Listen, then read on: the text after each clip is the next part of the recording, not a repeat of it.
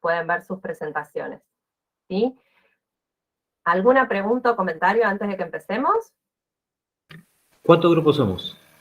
Son 6 grupos. Si están todos, que creo que sí, todavía no tomé lista, digamos, pero todos me fueron confirmando que iban a exponer, serían 6 grupos, ¿sí? A 10 minutos máximo cada uno, si es un poco menos no hay problema, el tema es que sea, bueno, que puedan contar lo principal, digamos, del capítulo. Mi idea sería la siguiente, más o menos en orden, y como para ir dando una buena secuencia a los temas, es que comience el grupo, el que puse como grupo 1, que en realidad los números fue por cómo fue llegando la información de parte de ustedes, ¿sí? Entonces el grupo 1, que sos vos, José, con Adriana, que tienen el capítulo 4, luego sería bueno, Brian, si vos también presentás también que tenés el capítulo 4, me avisó Dalma hace un rato que se complicó y no va a poder estar, pero que vos ibas a hacer igual la presentación. Cualquier cosa, corregime si no tengo bien la información. Y luego en el orden que fui poniendo, ¿sí? Grupo 2, grupo 3, grupo 4 y grupo 5, ¿sí? El grupo 3 y 4 tienen el capítulo 10, o sea, el mismo, así que bueno, igual por lo que vi de los PowerPoint se van a ir complementando y bueno, probablemente vayan haciendo hincapié en distintos ejes temáticos. Perfecto, Brian, ahí estoy leyendo, genial. Si puedes, ustedes van a poder compartir pantalla o me avisan si quieren que comparta yo el Power, pero la idea sí es que para que lo puedan ver el resto, ¿sí? Sí, profe, yo lo comparto. Buenísimo. Bueno, entonces comenzamos, ¿sí? Obviamente se puede ir haciendo alguna preguntita o comentario por el chat, pero preguntita más a modo de compartir o plantear inquietudes y no de evaluación hacia quienes están exponiendo, así que háganlo con mucha tranquilidad. Sí, Sonia. Sí, buenas tardes. Antes de empezar, nomás quería avisarle, estamos esperando, Berenice tuvo que llevar a su bebito de urgencia al hospital, estamos ahí esperando a ver si llega. Igual nosotros somos, creo que el último grupo. El 5, sí. Estamos ahí viendo si llega. Bueno. En el caso que no llegue, exponen Débora y vos, ¿está bien? Sí. Bueno, buenísimo. Vamos viendo entonces.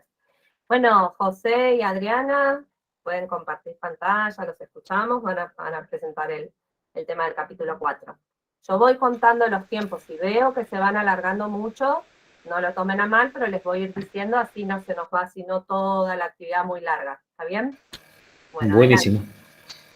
Bueno, nosotros nos tocó lo que es el capítulo 4, que es el trabajo de campo como instancia reflexiva de conocimiento. Bueno, ahí está la otra diapositiva. En primer lugar, quiero destacar que el trabajo de campo, antropológico, se fue definiendo como la presencia directa, generalmente individual y prolongada, del investigador en el lugar donde se encuentran los actores o los miembros de las unidades socioculturales que se desea estudiar. Y es en este contexto donde se dan situaciones sociales diversas, donde el investigador extrae información que realiza durante y después de su estadía. Bueno, como vimos anteriormente en las diapositivas, el contexto no se refiere a los medios físicos, sino a lo tangible, las creencias, valores, situaciones, que explican comprensiblemente el comportamiento humano, lo que es el comportamiento humano. Bueno, la otra diapositiva está. El campo, el de arriba. Lo que es el campo no es lo mismo que trabajo de campo. El campo es una porción de lo real que se desea conocer. Es el mundo natural y social donde se desenvuelven los grupos humanos que los constituyen, siendo un conjunto entre ámbitos físicos, actores y las actividades. Para el antropólogo, el trabajo de campo tiene cierta originalidad, que reside en la concepción antropológica del campo, en la relación de lo que es el informante y el investigador, entre las dos cosas. El campo no es lo mismo que el espacio físico que se delimita por lo que es los espacios naturales como lo que es el mar, la selva, las calles, los muros, sino es una decisión donde el investigador abarca un ámbito y actores que contienen lo que es la materia prima de la información, que es lo que va a recaudar o a investigar, y lo que va a utilizar para la investigación el antropólogo. La otra diapositiva. Bueno, tenemos lo que es lo real, que está compuesto por lo que la gente hace, lo que dice que hace y lo que supone que se debe hacer. El investigador accede a dos dominios diferentes. Uno es el de las acciones y prácticas y otro es de las nociones y representaciones. Ambos conforman un mundo singular sobre el cual se trabaja trabaja el investigador. Lo real comprende hechos del pasado y presente que pueden referirse a representaciones y nociones. Bueno, en cuanto a lo que es el mundo social, está predeterminado por los actores, donde el investigador necesita desentrañar los sentidos y las relaciones que constituyen la objetividad social, donde accede al trabajo de campo. Después lo que es el trabajo de campo provee de información que es diferente a lo que es dato, ya que la información es lo que el investigador recopila en el campo y dato es la información, la transformación de la información de material significativo para el investigador. Bueno, Adri, te toca. Normalmente el trabajo de campo y la flexibilidad. La presencia directa, generalmente individual y prolongada del investigador en el lugar donde se encuentran los actores o miembros de la unidad sociocultural que desea estudiar. Por ejemplo, en este sentido, el propósito de una investigación antropológica tiene doble sentido, por ejemplo. Por un lado es ampliar y profundizar el conocimiento teórico. Y entonces eso que hace amplía el campo explicativo. Por otro lado es comprender la lógica de la estructura de la vida social. Y lo que hace eso es para dar un nuevo sentido a los conceptos teóricos.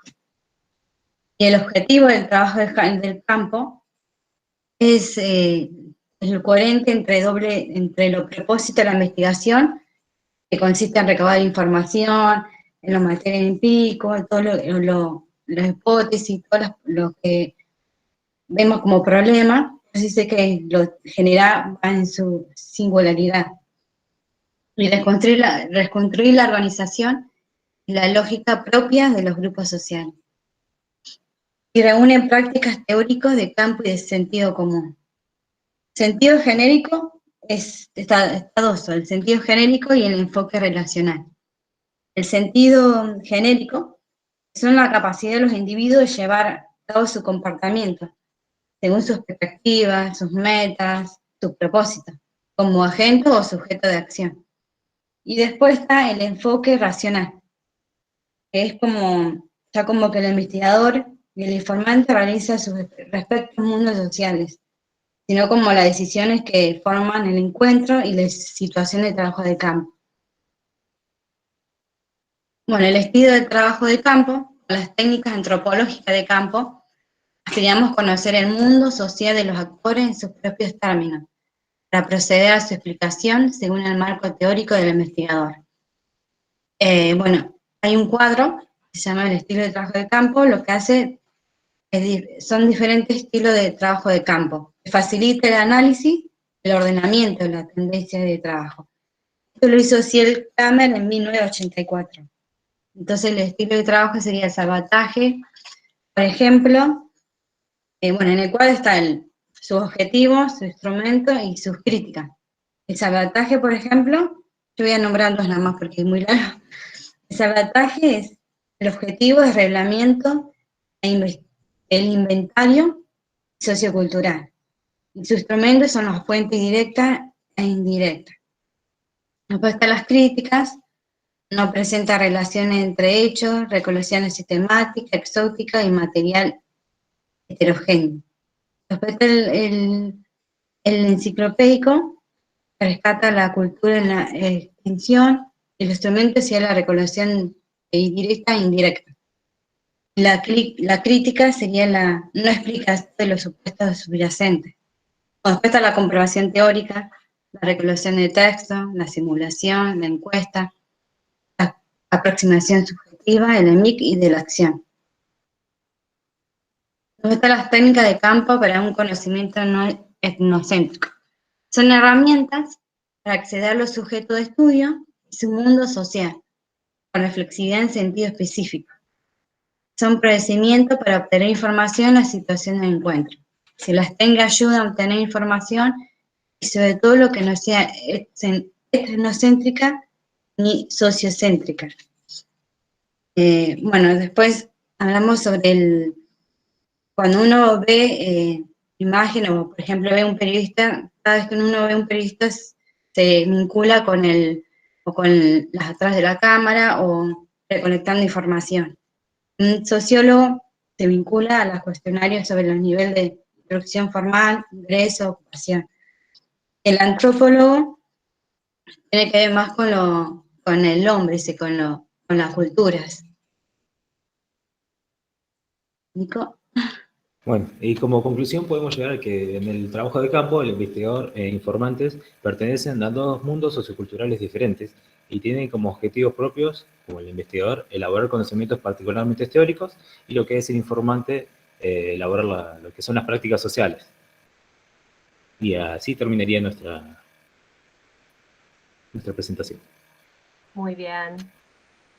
Bien, bien. Felicitaciones, José y Adriana. Muy completa la presentación. Vamos ahora a escuchar a Brian, Brian, perdón, que presente también el capítulo 4 como para redondear y completar los temas de este capítulo. ¿Sí? Felicitaciones, muy bien. Brian, vos querés... Ah, ok.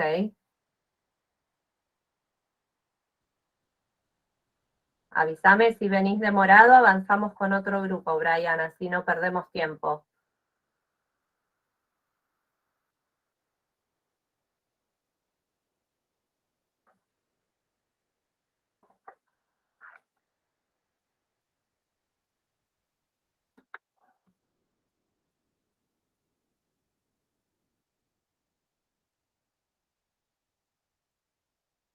Vamos a avanzar con el otro grupo, a darle unos minutos a Brian, a ver si... A ver. Ah, ok. Bueno, seguí intentando, a ver si en un ratito conseguís conectarlos, dale. ¿Vamos nosotras, profe? Pasamos entonces, claro, al grupo de Paula, Mariana y Macarena, ¿sí? Con el capítulo 8. Sí, profe. Bueno, profe. Dale, ustedes me dicen quién comparte o ya lo van haciendo. Dale, Brian, seguí intentando tranquilo a ver si te pasamos al final. Y listo. ¿Se ve ahí? Ahí está apareciendo, sí. Perfecto. Bien. Bueno, Buenísimo también que cuando hablan, no tienen inconveniente de habilitar la cámara, es más lindo si las escuchamos y las vemos. Si es posible, se agradece, y si no se puede, no hay problema. Sí, profe. 2 segunditos.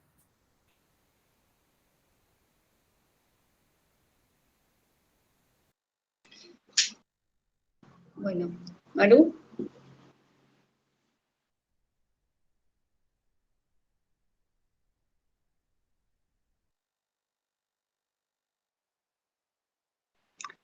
Mariana, ¿estás ahí? Sí, estoy acá. Ah, bueno, ahí. Bueno, a nosotras nos tocó, elegimos el capítulo 8, que es la observación participante, una nueva identidad para una vieja técnica.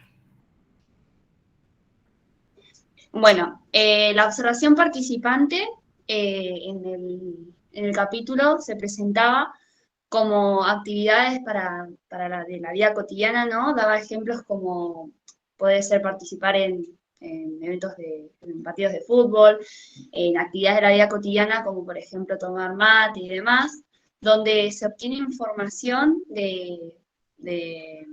o sea, se obtiene información y se visualizan situaciones del grupo a investigar. Bueno, la observación participante se da a través de la experiencia directa, ¿no? Y de la percepción de sentidos. Y sirve para entender y para visualizar universos culturales y sociales. separa a la observación participante en sus dos actividades. En la observación, que habla de una observación minuciosa, y la participación, que se habla de una participación en la realización de actividades de la cotidianidad. En un momento se plantea una disyuntiva en esta actividad.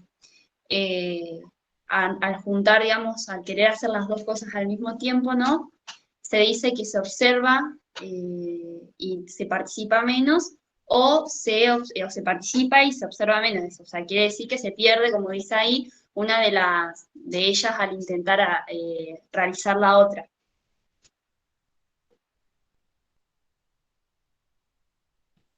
Bueno, como dice María Paula, esta disyuntiva trae a que diferentes corrientes vean a la observación para participar desde diferentes miradas. Una es participar para observar, que viene desde el positivismo, que dicen que la observación plena es el método de recolección de datos que ellos utilizarían, primeramente porque no pone obstáculos, como sí pone la participación, que al involucrarse con los sujetos, trae los vínculos, los sentimientos, la afinidad. Entonces, solamente el positivismo justifica la participación si los sujetos se la demandan al investigador, y para poder llegar a determinados campos de la vida social de los sujetos que está estudiando el investigador, para poder conocerlos.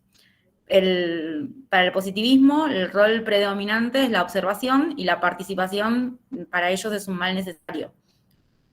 Solamente justifican, como decía recién, porque para ellos la observación directa puede dar testimonio de se puede ver la vida social de la población desde una óptica no etnocéntrica.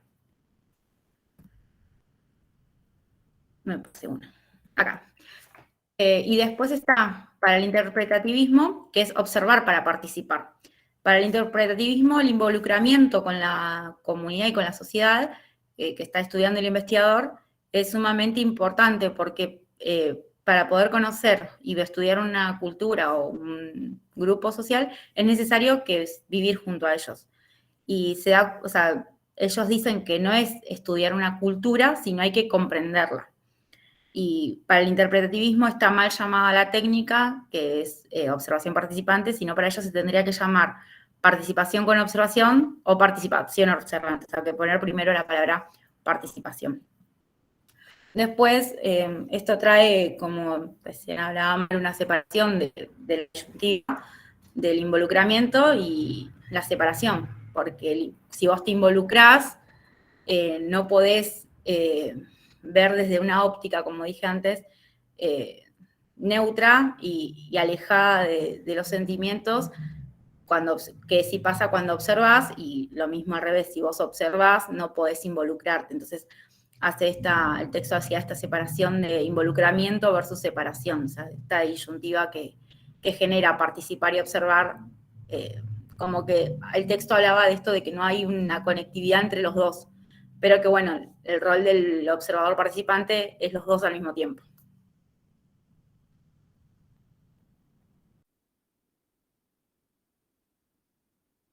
Bueno, la diferencia entre participación plena y observación pura. La participación plena dice que el participante pleno es el que oculta su rol de antropólogo y desempeña otro rol diferente. Pero esto cuando el participante va indaga o quiere investigar acerca de alguna cultura, puede fallar y puede cerrar puertas. ¿Por qué? Porque está ocupando el rol de alguien más, no está ocupando específicamente su rol, y no siempre esto sale bien. Y después, en la observación pura, el observador puro se niega a hacer otro rol y a participar. Su presencia es pasiva, pero al estar observando produce en nosotros cierta inquietud. Acá, ¿qué pasa? El observador hace su trabajo, pero para quienes están siendo observados produce cierta molestia, cierto desagrado, ¿no? Es por esto que debería existir un equilibrio entre estos dos conceptos, Por ejemplo, una parte que hablaba del texto decía que Malinowski, cuando visitó una cultura indígena, o Maracaná, él empezó a formar parte de ellos, a participar en sus actividades, a tomar interés por lo que pasaba en el día a día, bueno, entre otras cosas. Y él de cierta manera pudo utilizar estos dos conceptos de una manera equilibrada, como decía mi compañera en una diapositiva anterior, ¿no? Que la participación y la observación no podían ser complementarias, no podían ir de la mano porque o se hacía una o se hacía otra. Y Malinowski logró hacer las dos. Si bien estábamos hablando de una vieja técnica, eso se fue renovando conforme pasó el tiempo. Si bien la participación es importante, también tiene varias herramientas, como es la información, el conocimiento de la perspectiva del actor, el investigador que se va a ir adentrando más a la cultura a la que vaya a participar. Y también va a ir aprendiendo y va a tener una observación participante. Y con esto damos finalizada nuestra presentación. Gracias. Bueno, muy bien las tres también, muy claro, lindo el PowerPoint con las palabras claves. Por ahí quedó pendiente por ahí hablar un poquito de cuando mencionan en el capítulo de los roles locales, por ahí está bueno después revisar eso, pero muy bien, me gustó mucho cómo lo presentaron, así que felicitaciones también. Bueno, pasamos al grupo 3. Analía, Florencia, Noelia y Rocío, están las 4. Disculpas, pero perdí ya la... Sí, profe. A ver, sí. Analía, buenísimo. Sí, profe. ¿Comparto yo, chicas? Sí. Dale.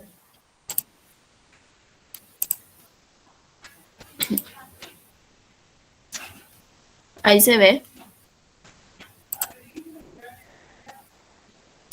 Ahí se está cargando.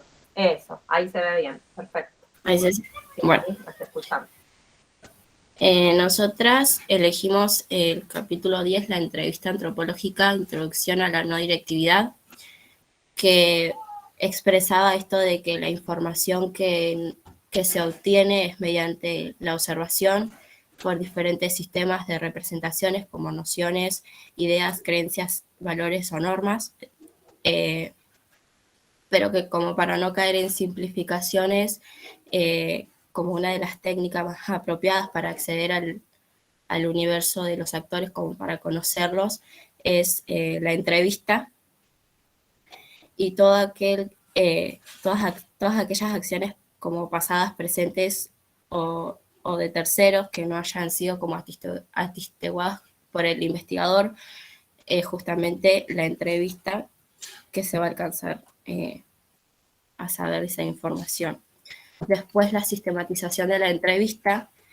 Hay una metodología tradicional en ciencias sociales que el investigador utiliza, que va a suministrar cierto cuestionario con preguntas cerradas, con respuestas sí, no, no sé, con preguntas abiertas, donde está como más las palabras del entrevistado, y de elección múltiple choice con respuestas optativas y todos aquellos temas a tratar o el destino de la información y el marco de encuentro va a estar mediado por el investigador. Le doy la palabra a Ana. Hola, ¿me escuchan? Porque me conecté de otro lado, me dejó de funcionar mi micrófono. Sí, se te escucha. Bueno, siguiendo un poco con lo que mencionaba Rocío, desde la concepción positivista, se cree que para saber algo, para tomar conocimiento de algo, bastaba con preguntar. Pero en la entrevista antropológica no es así, porque hay que tener en cuenta la relación cognitiva entre la pregunta del investigador y la respuesta del informante, y a su vez también el contexto en que se da la entrevista. Esto tiene que ver, también Nico lo había mencionado, que el mundo del investigador es diferente al mundo del informante. Entonces, por eso el investigador, más allá de que hablen un mismo idioma, hablan de cosas diferentes. Y el investigador se pone en contacto con una población que desconoce su universo, su manera de pensar, de sentir. Y la respuesta que le van a dar, él lo tiene que incorporar en su propio marco interpretativo. Y es necesario que él pueda hacer esa diferencia para que de antemano no dé por sentado una respuesta. Por ejemplo, él mencionaba, ¿no?, de que en el texto, en una parte del texto, un investigador preguntaba cuántos hermanos tenía, mayores tenía. Y lo cierto es que en esa cultura el hermano mayor tenía un nombre diferente, un concepto diferente, entonces le dijo que ninguno. Todas esas cosas el investigador tiene que tenerlo en cuenta a la hora de preguntar. Porque si no corre el riesgo justamente de proyectar conceptos y sentidos del mismo, digamos, en la respuesta que le da. Y esto tiene que ver con lo importante que es para la investigación buscar descubrir, no solamente ratificar. Y ahora sigue Noé. ¿Se me escucha? Sí, perfecto, Noel. Bueno, yo anuncio lo que es la entrevista. En la entrevista, el texto dice que se establece una relación cognitiva entre preguntas y respuestas, en la cual el investigador va a tener herramientas mediante diversas características, es decir, puede ser mediante hechos, actitudes, opiniones o recuerdos, y dar sus consignas a través de la palabra. Y estas características se fundan mediante supuestos. Estos supuestos se van a agrupar en dos órdenes. Por un lado tenemos el supuesto sociológico y por otro lado tenemos el supuesto epistemológico. En el supuesto sociológico, el investigador va a representar un sector de estatus superior que al del entrevistado, perdón.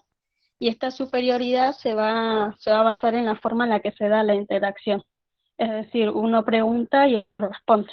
Y en el supuesto epistemológico, el investigador va a imponer un marco de encuentro y de relación, y los temas a tratar y también el destino de la información. Entonces, decimos que estos supuestos están relacionados, porque sociológicamente se supone que cada persona puede expresar, digamos, patrones sociales y opiniones acerca de lo que... Y esto va a implicar ciertas opiniones acerca de los temas que le interesan al investigador, digamos. Pasa de diapositiva, Ros.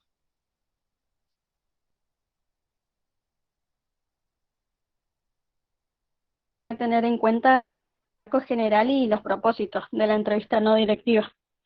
La no directividad, lo que dice el texto, es que se basa en el supuesto de que aquello que pertenece al orden afectivo es mucho más profundo, es mucho más significativo y más determinante de los comportamientos. Entonces, aplicar este supuesto a la entrevista antropológica nos va a ayudar a obtener diversos conceptos experienciales o categorías sociales que nos van a permitir dar cuenta del modo en que los informantes conciben, del modo en el que viven, y también llenar de contenido cierto término o cierta situación. Y en esto va a residir lo que es el significado y la confianza también de la información, y para alcanzar estos conceptos, el investigador se basa, digamos, en testimonios vividos que obtiene de sus informantes mediante una entrevista que va a ser previamente estructurada y formulada. Con esto le paso la palabra a mi compañero.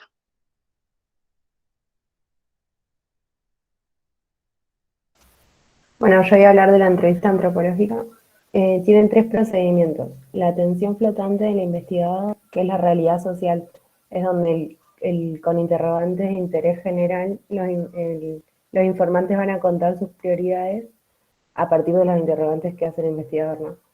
Van a contar sus prioridades y revelar sus problemáticas desde su perspectiva, desde su universo cultural. Acá se va a tratar de permanecer en atención flotante, es decir, escuchar sin interrumpir. En la asociación libre se permite introducir temas y conceptos desde la perspectiva del informante. pero sin encuestas ni cuestionarios, sino de manera más libre, desde la lógica del investigador. Acá vale la metáfora porque el investigador aprende a acompañar al informante por los caminos de su lógica. Después, en la categorización diferida, se van a formular preguntas abiertas. Acá se demanda un papel activo del investigador, es el registro de información. Este proceso es el reconocimiento del otro. En el camino de diferenciación y reconocimiento consiste por parte del investigador la categorización propia y la del informante a los temas planteados, sobre lo que se preguntó, por qué se preguntó y demás. Esto es el trabajo de campo, que es donde se van a reconocer universos diferentes del propio. Para que este proceso sea factible es necesario tiempo. La espera paciente y confiada es una espera activa, donde el investigador relaciona, hipotetiza, confirma y refuta explicaciones con toda la información adquirida. Siempre se tiene que diferenciar el investigador del informante. Y ahí damos por terminada nuestra presentación cortita. Bueno, muy bien también el grupo. Felicitaciones. Bien la coordinación. Gracias. En los temas que va comentando cada una. Así que, bárbaro, damos paso al próximo grupo que va a trabajar el mismo capítulo. Te devuelvo mi machete. Irina y Eliana, están las dos. A Eliana la había visto. Sí, estamos las dos. Ahora presento. Hola, profe, sí, estamos acá. Buenísimo, ahí te veo. Buenísimo. Bueno, cuando quieran presentan y las escuchamos.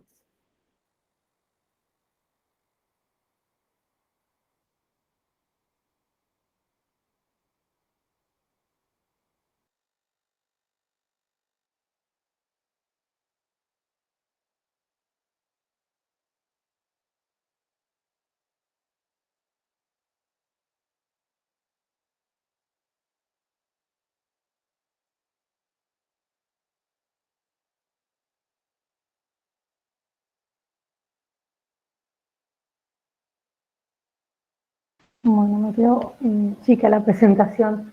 La presento así. Bueno, se ve igual. ¿Se ve igual o...? Sí, igual si vas a... Arriba, presentación. Claro. Poné presentación ahí arriba. Era igual. Ahí. Acá No, directamente apretada donde dice presentación, el botoncito negro no. ¿Cuál? Ahí donde En la dice palabra, presentación, no en el puntito negro. Ahí está. Ahí va.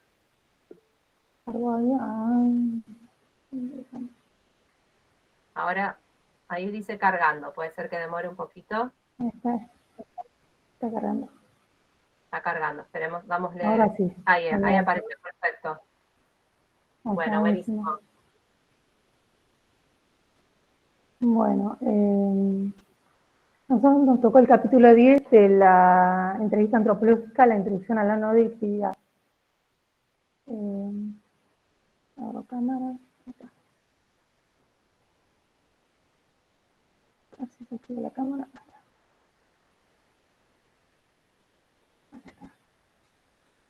Bueno. Ahí te vemos, buenísimo. Ahí está. La entrevista antropológica y la introducción a la no directividad nos tocó. La entrevista es una de las técnicas más apropiadas para acceder al universo de la significación de los actores. La entrevista como relación social a través de la cual se obtienen enunciados y verbalizaciones. Es además una instancia de observación al material discursivo que debe agregarse la información acerca del contexto del entrevistado, sus características físicas y su conducta.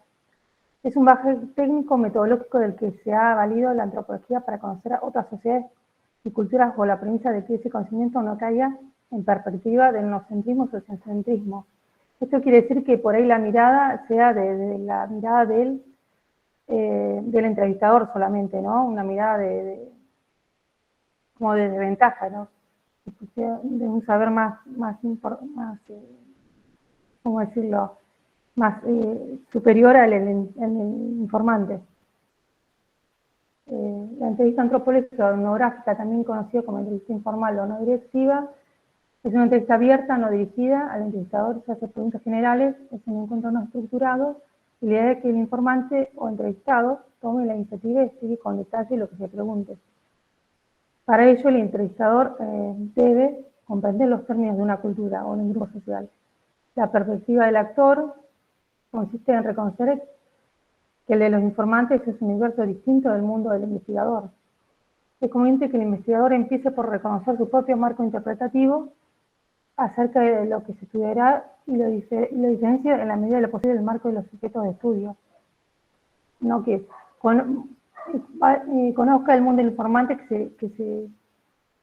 que conozca a quién va a entrevistar para poder hacer la entrevista.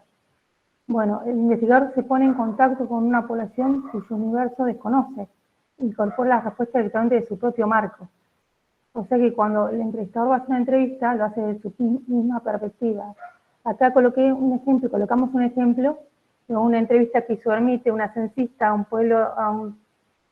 pueblo, los celtal se llaman.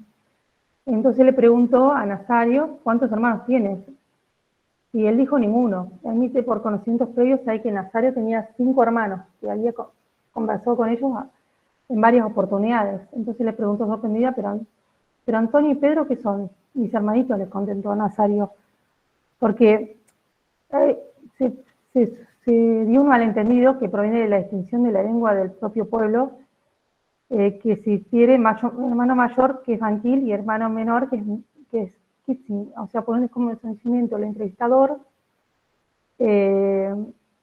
hizo la pregunta y desconocía esto de que hay hermano y hermano menor, ¿no? Entonces él dijo que no tenía ningún hermano, porque para él son hermanos menores, hermanitos. Entonces hay un desconocimiento por parte del entrevistador.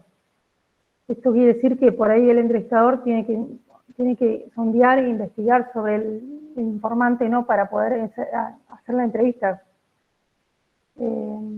para que no se preste a ese tipo de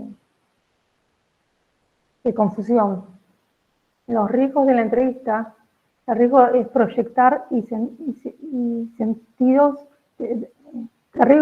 conceptos y sentidos del investigador en las palabras del informante, corroborando lo que se proponían encontrar, ¿no? No se puede excluir ni sorprender nuevas relaciones y sentidos. La investigación de este tipo acaban de ser meras tautologías, o sea, lo que se refiere que son meras repeticiones, ¿no?, estructuradas del entrevistador. Proyectan ellos los supuestos y la lógica del investigador. En síntesis, esta es la diferencia entre una investigación sociocéntrica y la que no lo es. El investigador impone un marco de encuentro y de la relación en las temáticas a tratar.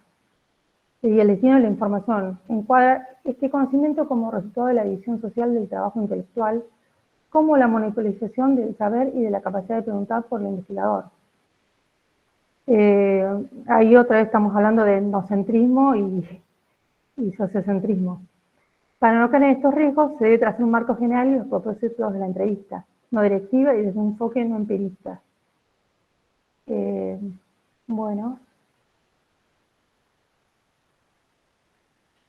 Ahí va a empezar a hablar mi compañera. Bueno, yo voy a hablar sobre los límites y supuestos de la no directividad. Que para evitar el etnocentrismo, que es el sentirse superior a otras culturas, habla de que la antropología acudió a la presencia del investigador en el campo, para estudiar el complejo vínculo de las culturas, de cual las normas eran totalmente desconocidas. Entonces el investigador va a estudiar la articulación de las culturas, va a acceder al conocimiento de las personas, y al tener un desconocimiento del idioma, primero va a aprender del mismo y a la vez va a ir conociendo la cultura y la vida social. El investigador se va a insertar en el campo para reconocer espacios de gran valor que son diferentes del propio. Todo este método de investigación, que consiste en observar las prácticas culturales, se lo denomina distancia etnográfica, y para que el investigador las reconozca, necesitó ubicarse en una posición de desconocimiento, sospecha y duda. Ahora voy a la otra Filmina, compañera.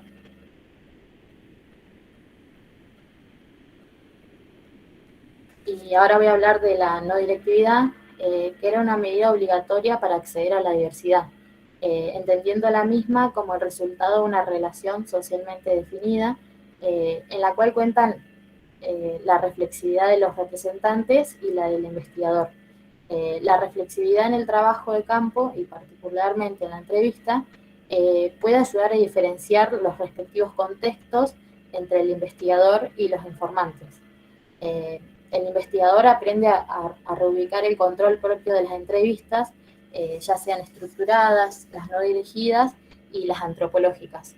Las entrevistas estructuradas se formulan las preguntas y se le pide al entrevistado que respete sus ideas, su dinámica y su entrevista. Las entrevistas no dirigidas se le pide al informante que lo haga parte de su mundo cultural, que le dé indicios para descubrir los pasajes que le permiten comprender su método. Y las entrevistas antropológicas, el investigador formula preguntas, pero lo que obtiene por respuesta se transforma en sus nuevas preguntas.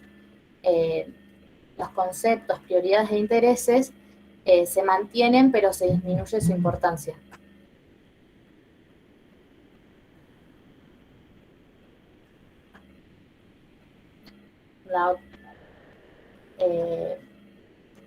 Y la entrevista antropológica se define en 3 procedimientos. Tenemos la atención flotante, que es un modo de escuchar que consiste en no privilegiar de antemano ningún punto de discurso.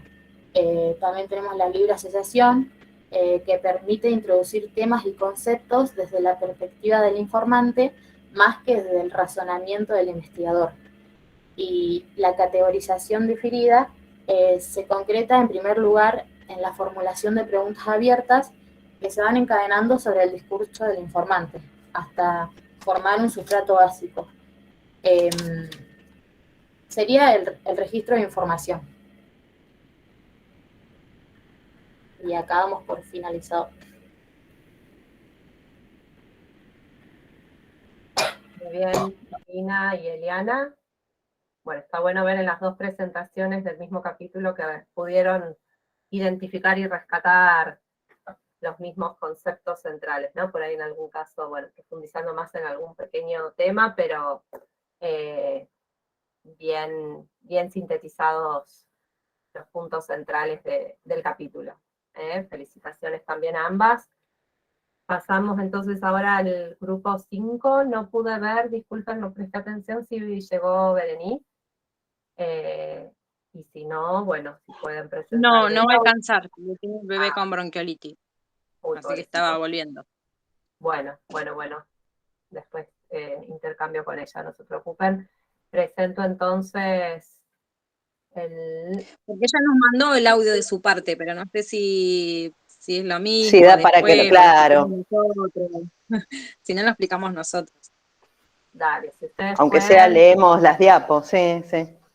Sí, presentan su parte y yo después intercambio con ella. Sí. Bueno, ahí les...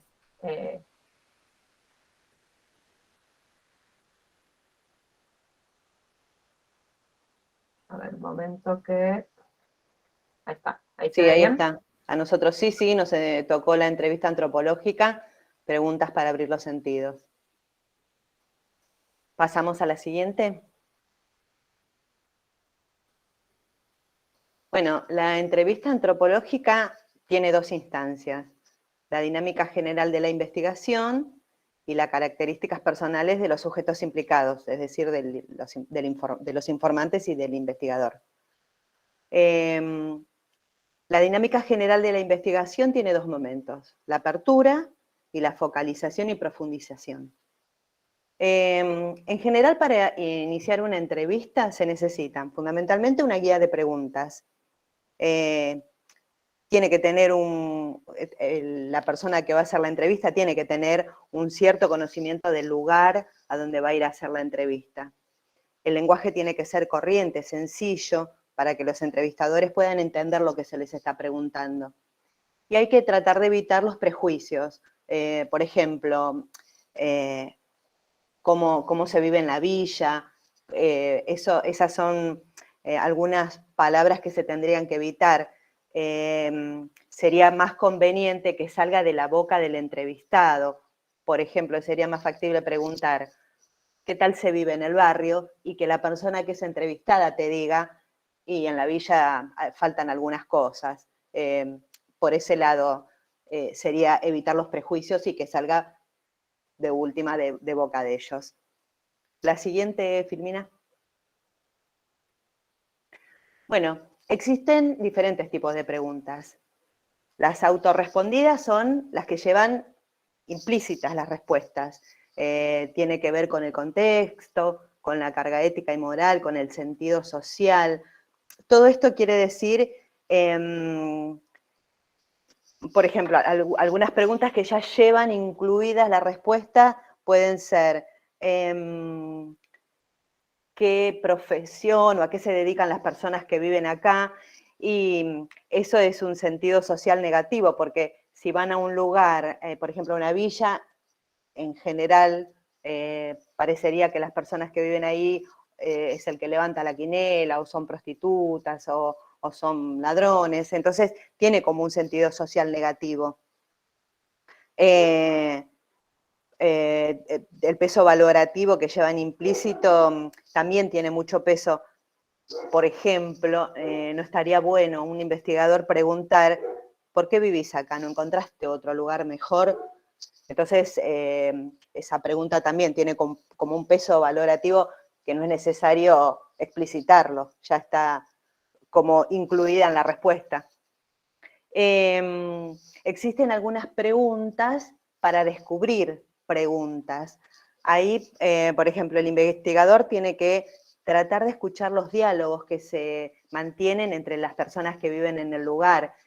Eso lo va a llevar a darse cuenta de qué cosas se pueden preguntar, las posibles preguntas que pueden tener en su entrevista. Y también tratar de evitar algunas preguntas donde le van a contestar lo que él quiere oír.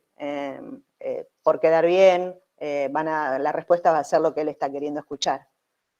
Pasamos a la siguiente. Bueno, acá son algunas... Uy, qué clarito que se ve.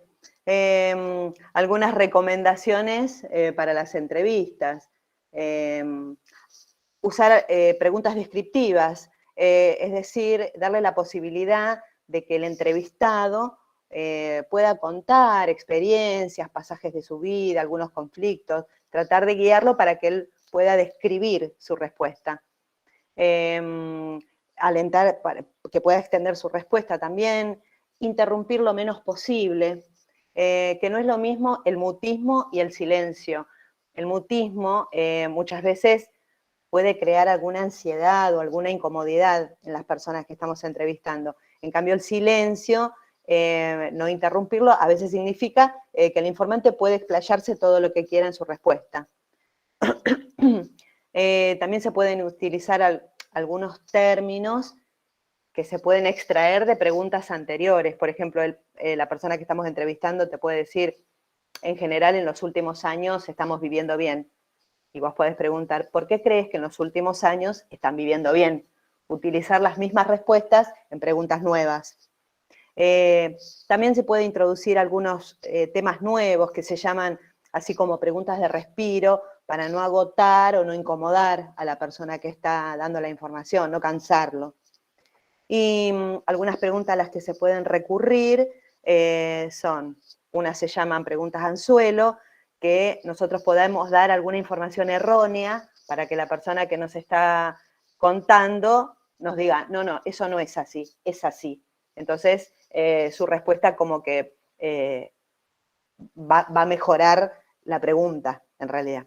Y después preguntas hipotéticas, que se dice poner al informante en una situación imaginaria, por ejemplo, decirle cómo se imaginaría vivir en un departamento. Y ese puede traer un punto de vista para valorar su situación real. Aquí el informante puede dar su propia opinión y entonces darse cuenta cómo es su situación actual. La siguiente diapositiva. Bueno, estas son las de Bere. Ella habla de una primera etapa donde se tiene que armar un marco de términos y referencias para la entrevista. Aquí se debe distinguir lo relevante de lo secundario. En la segunda etapa dice que se debe ampliar, profundizar y sistematizar el material obtenido. Habla de nuevas formas de entrevistas, que son encuestas y cuestionarios, donde se descubren dimensiones de una categoría. La siguiente. Esta sí la voy a leer así como está. Dice, identificar categorías en sociedades exóticas no es lo mismo que identificar categorías en el medio habitual del investigador. Dice que hay preguntas estructurales que interrogan por otras categorías y preguntas contrastivas que comparan y distinguen categorías. Parecería que esto lleva a verificar si las categorías son significativas para todos, para algunos o para ninguno de los informantes. La relación entre términos y categorías permite identificar el uso de conceptos nativos. Yo sigo con la siguiente, Dale. si no te cansas. Dale. Bueno, acá habla de la dinámica particular que tiene, esa relación que hay entre el investigador y el informante, y que esto también puede negociarse, ¿no? El contexto en donde se da, los temas que se utilizan, los términos también de la conversación y la duración que tiene esta.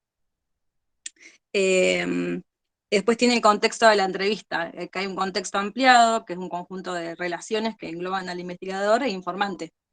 Y después un contexto que sería más restringido. Sería la situación social del encuentro, o sea, un lugar, la persona, la actividad y el tiempo. Bueno, ahí arranco un poco yo también. Esto como continúa, esto de los ritmos del encuentro.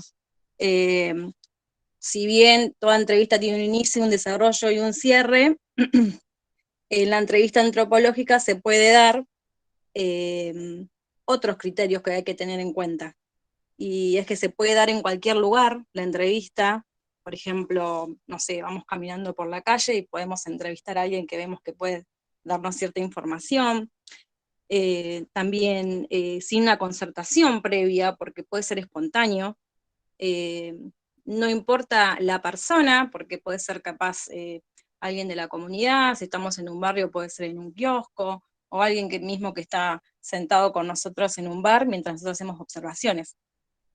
Y después que la duración también depende del lugar, del tiempo y de la persona. Y acá, bueno, destacaba algo importante que decía que los encuentros casuales tienen una importancia potencial similar a una entrevista programada, porque nunca sabemos qué información importante podemos sacar de eso, ¿no?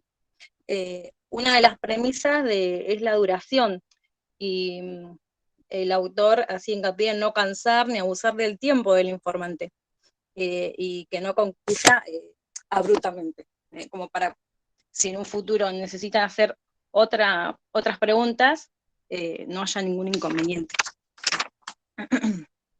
Yo no prendí la cámara. A ver si me ven mi cara. Ahí. Está mejor, más o menos, esta cámara medio. Bueno, también habla de esto, ¿no? Dice controles y mentiras, ¿no? Sobre la veracidad que existe en las entrevistas. Y acá sigue hincapié en esto, que a veces no se puede saber si verdaderamente la información es real o no. Pero lo importante es que lo que conviene averiguar es qué significa y cuál es la implicancia de toda esta información. Y ya que, bueno, se encuentran preguntas fácticas y también de opinión y valoración. Entonces, en lo que es la valoración, y nosotros no podemos discutir a ver si es o no. Entonces, lo importante sería la observación y, decía, el trabajo empírico que va a tener el investigador, y la relación, como dije antes, de observador e investigador. ¿Cómo saber si es una buena o mala entrevista? Bueno, si nosotros queremos llegar a un conocimiento, la herramienta, se podría decir primordial, es la entrevista, porque en ella podemos profundizar y sistematizar la información. Y es importante tener una amplia red de informantes. Cuanto más información tengamos, mejor va a ser el conocimiento, o podemos llegar a cierto conocimiento. Abrir los propios sentidos, ¿no? Uno tenga la mente más abierta, y sobre todo esto de cuidar la relación con el informante, hacerlo sentir cómodo. Bueno, lo que es no sé cómo se pronuncia, si es rapport, o es un término muy nuevo para mí, y habla de esto, ¿no? De esa relación que quiere alcanzar el investigador con el, que sea armónica, que sea cordial, que haya una empatía.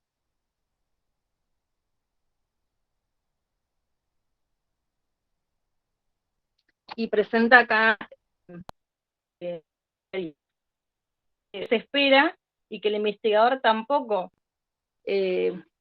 sabe cómo interpretar todavía las respuestas. Entonces, bueno, por eso es importante una exploración, después la activa cooperación, tanto del informante como del investigador, y la participación del informante, que va a ser también el rol que le va a asignar al investigador. Y bueno, como final, habla de esto, ¿no? Significa que aquella dimensión descriptiva, explicativa del mundo social, de los informantes y la perspectiva teórica adaptada se plasman y se traducen en la relación misma entre investigador y los sujetos de estudio. O sea, es como sería como lo máximo que puede alcanzar el investigador, ¿no? De esa relación entre el informante y él. Y ahí creo que llegamos.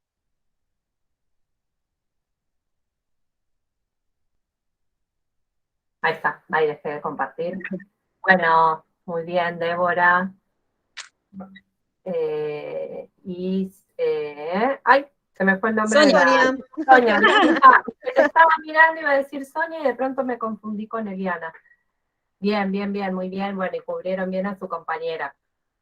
Gracias por eso, porque bueno, hay veces cuando están todas preparadas y distribuidas cada una con su tema, es importante también poder cubrirse en momentos así. Bueno, si no tengo mal la agenda, ya terminaron todos los grupos. Brian no iba a poder exponer, decía, por el problema técnico con el parlante. Después hablamos, Brian, sobre todo por el tema del parcial que habilitamos mañana.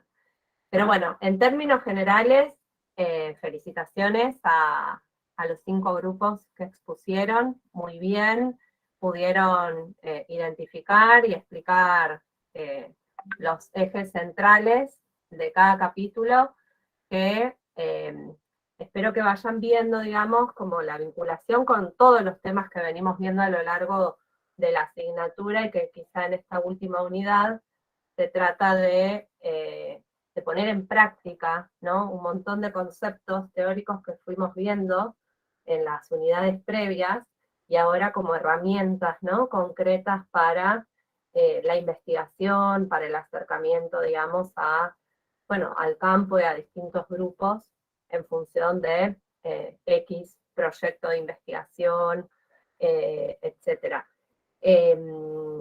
Los conceptos sí que estuvimos viendo de etnocentrismo, sociocentrismo, ustedes fueron explicando en cada uno de los distintos temas, ¿sí? Ya sea de lo que implica el trabajo de campo en general, la observación participante, la entrevista, y dentro de la entrevista explícitamente, digamos, distintas modalidades, digamos, de generar preguntas dentro de esas entrevistas, cómo se van poniendo en juego una serie de conceptos que vimos en las unidades anteriores, ¿no?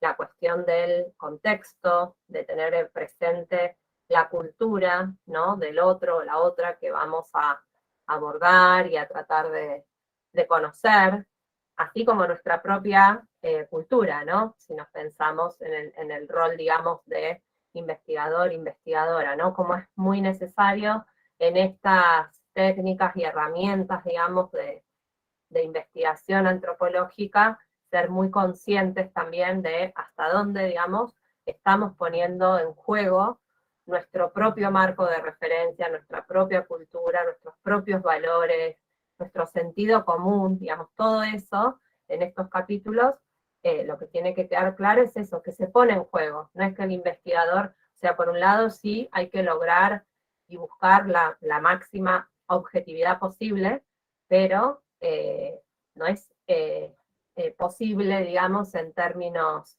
perfectos, digamos, de esa objetividad, se pone siempre en juego todo esto que traemos como investigadores, y lo importante en cada uno de estas instancias, digamos, en estas técnicas, es poder ser muy conscientes de eso, y al mismo tiempo este respeto, esta escucha activa, ¿no? Esta búsqueda de entender, de dar significado, de ponerse en el lugar del otro a través de estas vivencias, ¿no? En uno de los capítulos se habla mucho de eso, ¿no? De que es muy importante, digamos, para poder entender, para poder dar una interpretación sobre algo, también vivirlo, y por eso esta técnica, digamos, de observación participante, por ejemplo, y estas ideas, digamos, de la importancia en estas técnicas antropológicas el cuidado de las relaciones, ¿no? Como decían al final en uno de los últimos capítulos, digamos, en cómo en ese encuentro entre investigador, investigadora o informante, es fundamental ese respeto, esa empatía, esa no invasión, digamos, hacia el otro que se quiere conocer. Así que bueno, vuelvo a felicitarlos, espero que les haya gustado hacer esta actividad, que bueno, diferente a cómo veníamos por ahí trabajando en las clases previas, que era más bien presentación mía o explicación, y sí proponer alguna actividad, alguna intervención, pero bueno, hay veces que cuando nos metemos, ¿no?, de lleno en un texto y que lo tenemos que presentar, que exponer, que sintetizar, hay otro también adquisición, digamos, de esos conceptos y esas ideas que solo escucharlo y por ahí generar alguna pequeña intervención. Así que espero que les haya gustado, los felicito por el esfuerzo, porque sé que, bueno, eran capítulos densos, si bien algunos de los temas quizá eran más accesibles, hay otros que se mezclaban muchos conceptos, si bien me parece que son textos donde tienen recursos a través de ejemplos, ¿no? Que estuvo bueno en el capítulo que presentaron dos grupos que pudieron identificar ese ejemplo, que son tan significativos, ¿no? Porque por ahí uno viene leyendo y tratando de entender a dónde va el autor con esta idea, y cuando lo bajan con un ejemplo tan accesible, es como que ahí se termina de comprender, y está bueno como los dos grupos pudieron captar ese ejemplo y presentarlo recién. Pero bueno, si quieren contarme o decir qué les pareció, cómo se sintieron, si sienten que les sirvió, sería bueno que, si bien presentaron y trabajaron un capítulo, que lean el resto, ¿no?, de los otros grupos. Si quieren leer el documento completo, buenísimo, es bastante extenso, pero es muy interesante, pero sí por lo menos poder leer los otros capítulos. Y también saber si algunas de las técnicas, imagino que la entrevista y no sé si la observación participante la han visto en alguna otra asignatura. Bueno, nada, abrir un poquito a eso, a que me cuenten qué les pareció, si se sintieron bien haciendo la actividad, si ya habían visto los temas en alguna otra asignatura.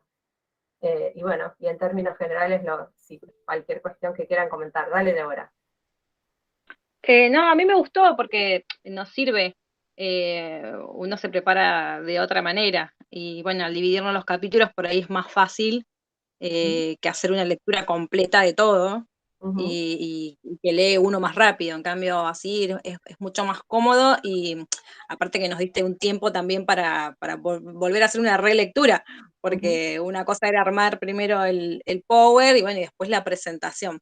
Así que está bueno para rescatarlo también para nosotros, porque como una técnica de estudio también. Exacto, exacto. Bueno, y siempre en términos grupales me parece importante, ¿no? Está bueno que de a 2, de a 3, de a 4 pudieron reunirse, que siempre el intercambio de, bueno, qué entendió uno, qué entendió todo, otro, cómo armamos el Power, cómo nos distribuimos en la exposición. Me gustó mucho la organización, o sea, prácticamente no hubo dudas, se organizaron súper bien, me mandaron cómo estaban los grupos. Por ahí son cosas básicas, pero hay veces que en otros grupos cuesta un poco más todo esto, ¿no? Porque, bueno, era una actividad que hasta el momento no habíamos hecho, así que por eso también me quedo contenta. No sé cómo fue el orden de la palabra, creo que María Paula. Te escuchamos, después vamos a avisar. Dale. Sí, no, nosotras, bueno, el texto era como que iba y venía con varias cuestiones, pero bueno, lo leímos un par de veces y lo pudimos entender, por ahí faltó eso que decías vos. Y después, la observación participante y el trabajo de campo sí lo vimos primero y lo seguimos viendo durante las prácticas, ¿no? Esto nosotras constantemente estábamos haciendo, mientras que leíamos, íbamos también tratando de entrelazarlo con las prácticas. Nosotros ahora con Maru, por ejemplo, estamos enhilando, con Mariana, estamos enhilando caminos, ¿no? Entonces, capaz que tratábamos de traer ejemplos de nuestra práctica para poder ir comprendiendo el texto. Así que no, estuvo bastante buena la actividad, profe. Buenísimo, sí, me alegro de eso. Cuando decís que vieron los temas, ¿recuerdan si tenían este texto en la bibliografía o si el texto es la primera vez que lo trabajan? En prácticas 2 tuvimos este mismo texto, creo que con el informante. Si no me equivoco, fue con informante, informante clave. Bien, otro capítulo, digamos. Sí, otro de los capítulos del libro.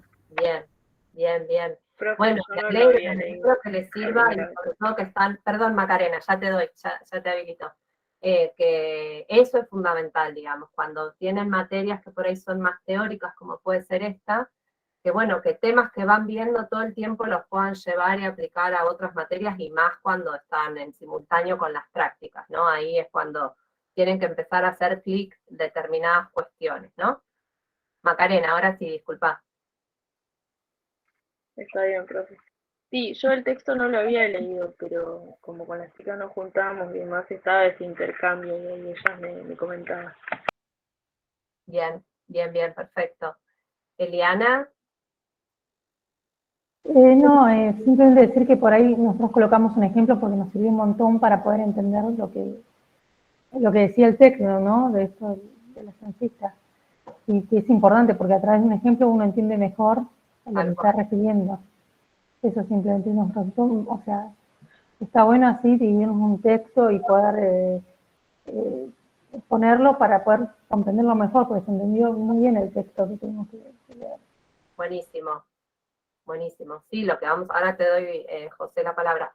Ahora, después lo que hago, mañana junto con subir las consignas del parcial, si nadie tiene ninguna objeción, lo que vamos a hacer es que les subo también, les pongo a disposición, además de la grabación, todos los PowerPoint que presentaron. Entonces les queda también como material de estudio y como herramienta, incluso como estamos charlando para otras materias, para las prácticas, etcétera, ya les queda la síntesis del capítulo a través del PowerPoint que presentó cada grupo, ¿sí? José. Bueno, con respecto a lo que veníamos leyendo, hoy justamente estaba escuchando una charla que se dio para cuidados de personas y venía escuchando todo lo que es de la parte de la antropología, de observar, analizar, corroborar, ver qué es lo que pasa con la otra persona, posicionarse del otro punto de vista, no estar muy estructurado hacia una forma de pensar, sino también tratar de ver a la otra persona y estudiarlo también dentro de los cuidados. Y me recordó mucho la materia de antropología. Mira qué bueno. ¿En qué La- charla de cuidado, José? una charla que dio... a ver ¿En si la lo tengo. universidad o en No, otro? no, es afuera, es de Buenos Aires, otra charla, de otro lado. Ah, bien, bien, bien. Por ahí me pongo a escuchar de otros lados, otro tipo de clases, y bueno, ahí se me vienen se me cruzan también materias. Está No, bueno. está bien. No, me resonó el tema de cuidados porque, bueno, desde el programa vieron que coordinan la Universidad Salud y Economía Social. Seguramente se acuerdan de la materia de primer año, grupos, redes y organizaciones, donde trabajamos muchos los ejemplos de cooperativas de cuidados, y la universidad tiene toda una estrategia también de capacitación y formación en cuidados. Por eso me daba curiosidad de qué charla hablaba. Bueno, ¿algún comentario más? ¿Inquietud? Si no, bueno, como decía, mañana cargo las consignas del parcial, ahí va a estar muy claro, después voy a ver bien cómo lo organizo, para que, igual por suerte, la gran mayoría participó y expuso, así que todos quienes expusieron van a estar eximidos, digamos, de 2 preguntas del parcial. Después van a tener muy claro, digamos, cuáles no tienen que responder, y bueno, quienes no pudieron exponer van a tener 2 preguntas más, ¿sí? Pensé que elegíamos nosotros las preguntas que no queríamos responder. Vamos a ver. Profe, ¿es grupal el parcial o es individual? No, el parcial ya es individual, ¿sí? Bueno. El parcial es individual, yo ya tengo registro de todos quienes participaron y expusieron acá, así que y van a tener una semana para responder, así que lo van a hacer sin problema, ¿sí? José, las preguntas sobre las cuales no van a responder van a tener que ver, sin duda, con este último tema, ¿sí? Que hemos trabajado. Sí, profe, no era más. Pero bueno, no se preocupen que va a ser accesible, vienen trabajando súper bien, van llevando la mayoría al día los temas, las actividades, así que no, por supuesto que requiere una producción, y así como en el primer parcial, tengo buenas expectativas de que hagan lindas producciones, con todas las recomendaciones que charlamos para el primer parcial, de que no haya copy-pegue, de que, digamos, yo valoro mucho, y hay veces que por ahí exámenes que por ahí los 2 están muy bien, pero va a ser un plus aquel donde se vea justamente un plus personal, ¿no? Donde se puede notar, digamos, un manejo personal de la respuesta, del vocabulario, con alguna cita, pero bien citado, ¿sí? Hay veces que hay parciales que están correctos, pero hasta ahí, ¿no? Se nota que cumplieron con lo justo, está muy bien, aprueban, van a tener una buena nota, pero bueno, en general valoro mucho cuando está ese otro agregado de valor, digamos. Así que sé que les va a ir muy bien. Cualquier consulta, por supuesto, en el transcurso de la semana me escriben, y bueno, ya después estaremos cerrando la materia. No creo que sea necesario, pero por supuesto, si alguien no llega a aprobar, o sea, se saca menos de 4, que no creo, para esa o esas personas habrá una instancia de recuperatorio, ¿sí? Por eso lo más probable es que yo corrija rapidito en cuanto entreguen, por las dudas que exista algún caso así, pero no creo. En el primer parcial no sucedió con nadie, ¿sí? Y bueno, y después saben que la materia se puede promocionar, tienen que tener un promedio de 7 y en ningún caso menos de 6. Así que bueno, había casos que estaban ahí justitos, así que bueno, a poner todo en este segundo parcial, y cualquier duda me escriben. ¿Está bien? Buenísimo, profe, gracias. Bueno, les dejo un abrazo enorme, fuerza estos días con tantos parciales, y bueno, ya después se viene el descanso el receso invernal. Un abrazo muy grande para todos. Que estés bien, profe, gracias. Buenísimo, por Chao, saludos. Chao, gracias, nos vemos. Chao, profe, gracias, chao, compas.